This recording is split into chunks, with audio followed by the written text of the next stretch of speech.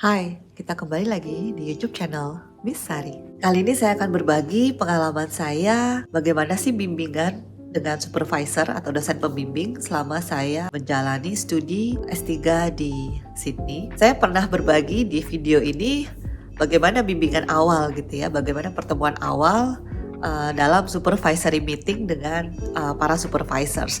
Kali ini saya akan berbagi ups and downs gitu ya, bagaimana saya menghadapi bimbingan selama saya studi. Perlu diingat bahwa tidak selamanya bimbingan ini lancar, tidak selamanya studi yang saya jalani itu lancar. Jadi di sini saya akan berbagi kisah yang mungkin akan terdengar lucu atau mungkin terdengar menakutkan gitu ya. Tapi saya coba supaya teman-teman yang ingin studi S3 di luar negeri, khususnya di Australia, akan mendapatkan gambaran sehingga Anda bisa menyiapkan diri Anda secara fisik dan mental. Tapi sebelumnya saya minta maaf ya karena suara saya agak bindeng karena di luar sangat dingin. Oke deh, saya mulai ya. Oke, seperti yang teman-teman lihat, bagaimana sih saya menyiapkan dokumen atau tulisan yang saya akan bawa ke ruangan profesor saya. Pada saat bimbingan ketika beliau bertanya gitu ya, jadi kita sebelum bimbingan kita selalu mengumpulkan dulu gitu. Sebelum kita bertemu, kita pasti mengumpulkan dulu dokumen kita, apa yang akan dibahas, itu kita submit dan beliau akan baca dulu. Kemudian 1-2 hari kemudian baru kita bertemu dan membahas. Nah, dari situ para supervisor ini akan memberi komen gitu ya atau suggestion dan kita harus perbaiki atau minimal kalau kita tidak bisa memperbaiki, minimal kita bisa memberi argumen gitu ya. Misalnya ketika kita merasa bahwa yang kita tulis adalah itu yang kita mau, kita harus menyiapkan argumen. Jadi ketika saya ditanya misalnya, why do you use this theory? And then, what do you mean by this? Nah itu ketika baca ya, sebenarnya itulah bahasa teks itu sama bahasa lisan itu kan beda ya, karena di bahasa teks itu tidak ada intonasi. Jadi ketika membaca komen dari email beliau, misalnya beliau bilang, that's a good job Sari, I have a few minor comments for you. Jadi kan kita rasanya lega ya. Tapi begitu lihat tulisannya gitu kan, begitu kita buka file kita, banyak banget komennya ternyata gitu ya. Jadi misalnya di komen, kenapa pakai ini teorinya, kenapa nggak ini. Terus kita misalnya ditanya, apa alasan Anda gitu. What's your argument using this one? Please give a further explanation. Nah seperti itu, oke, saya bisa bantu jawab. Tapi kalau kadang pertanyaan why, pertanyaan why itu, why you use this one? Why? Oh my god, itu kayak oke lah, saya terasa memberanikan diri untuk mungkin saya bahas nanti pas di supervisory meeting gitu kan. Nah nanti ketika saya udah bertemu beliau, misalnya saya bisa menjawab dengan argumen saya. Kadang kalau udah mentok nih ya, namanya manusia ya, dan namanya juga student kan, ya wajar dong kalau kita ilmunya jauh di bawah supervisor kita gitu kan. Jadi ketika beliau tanya why gitu, kadang why-nya pertama masih let's say masih nice face gitu kan, ditanya dengan why Sari, terus saya nggak bisa jawab, atau mungkin saya menjawab tapi tidak sesuai dengan yang ekspektasi beliau. Jadi nanti beliau akan tanya lagi why. Wajahnya sudah berubah nih, nanti wajah saya menjawabnya gini, because jadi kayak gitu. Dan itu menarik banget. Dan setelah saya menjawab panjang lebar, beliau akan bertanya seperti ini, can you explain briefly, maybe only 3 or 5 sentences?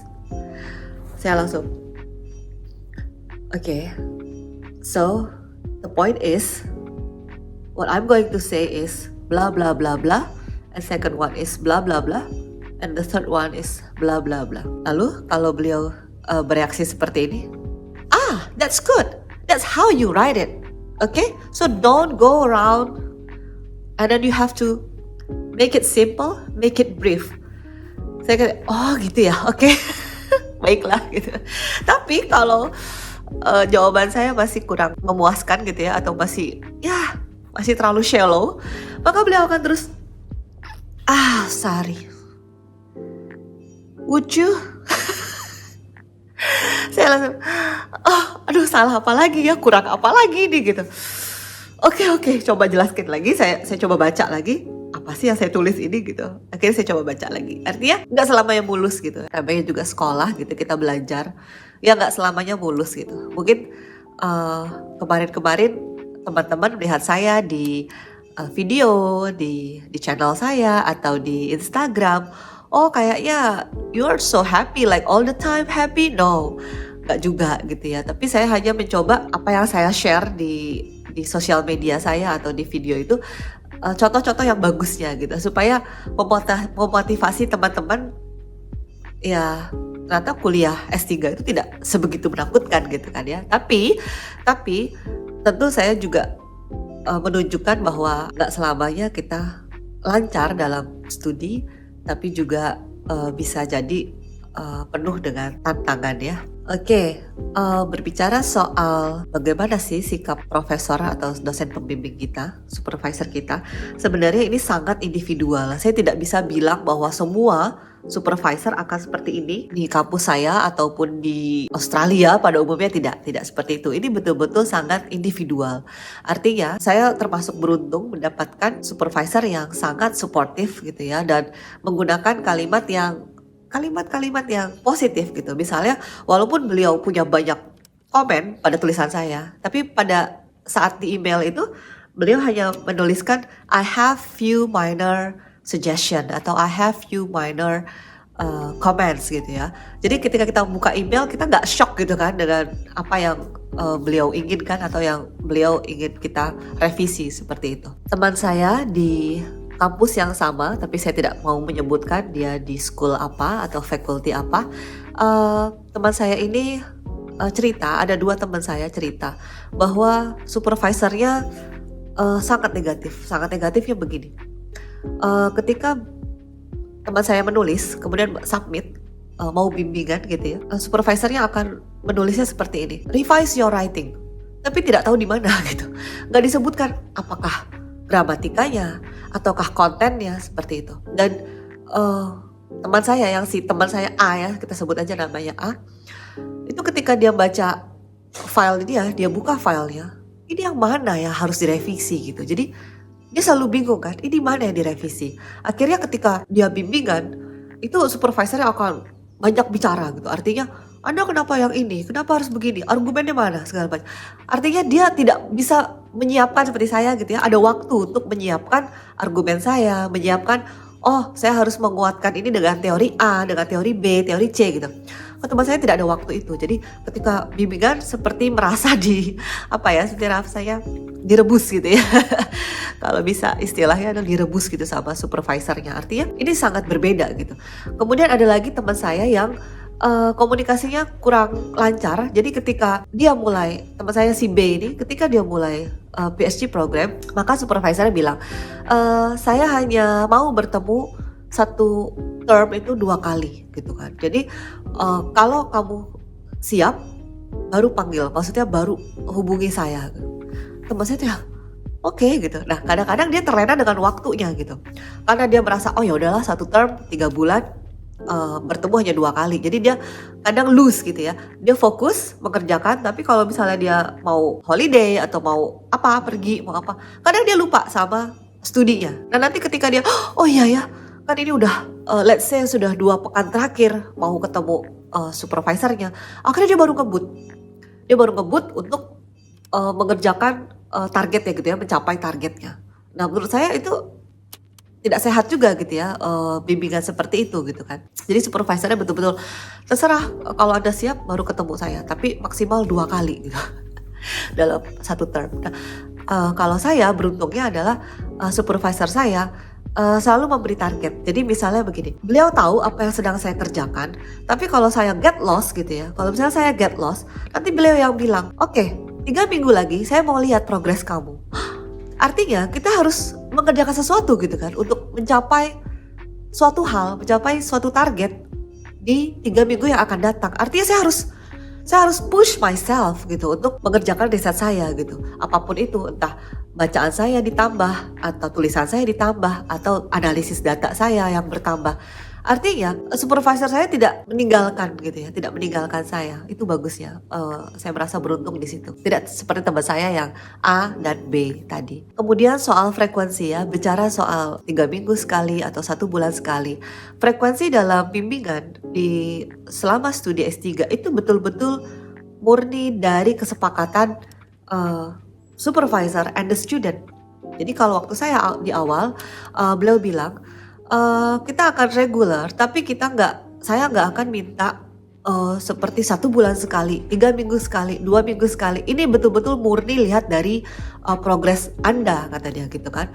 From your progress, Sari. So kalau memang butuh waktu yang agak panjang, let's say in analyzing the data, ya mungkin 1 bulan baru bertemu.